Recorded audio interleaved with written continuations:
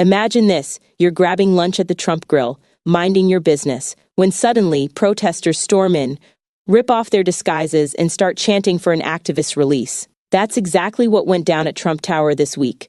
Roughly 100 arrests, a flash mob sit-in, and a massive debate over free speech deportation, and whether foreign nationals should get to stay in the U.S. if they're openly protesting against it. Buckle up, this story's wilder than you think. So who's the guy at the center of this firestorm?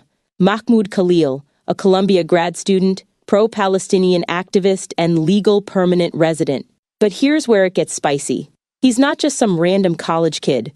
Reports say he's worked for the United Nations and even held a UK security clearance. At 30 years old, he was organizing protests across multiple campuses. So, activist or potential security risk? You tell me.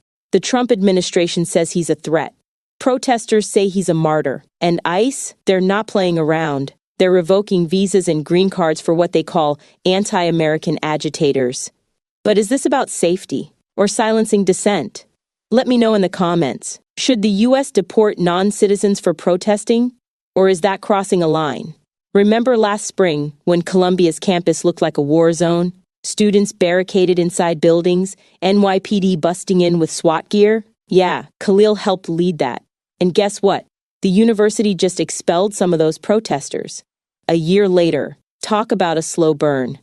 But here's the kicker. Some professors joined the protests.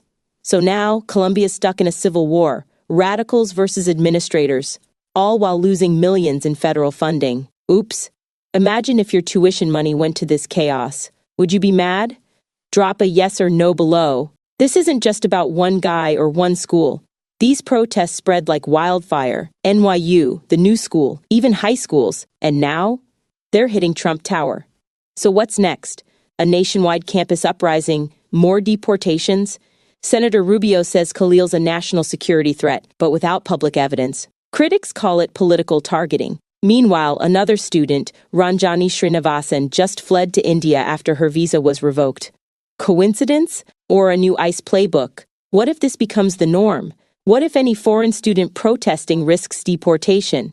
Could that chill free speech? Or just weed out extremists? Sound off below. This is becoming a battle for the soul of America. Will the feds clamp down harder? Will protests escalate? And will universities finally pick a side?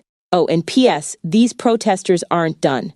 They're organized, they're bold, and they've already outsmarted NYPD once. So, what's their next move? Another Trump Tower siege? A bigger campus takeover? Either way, I'll be here watching, reporting, and asking you, where do you stand on this mess? Let's debate in the comments. If you made it this far, you're invested, so smash that like button, follow for more deep dives, and let me know, should the U.S. deport protesters, or is free speech sacred? See you in the comments.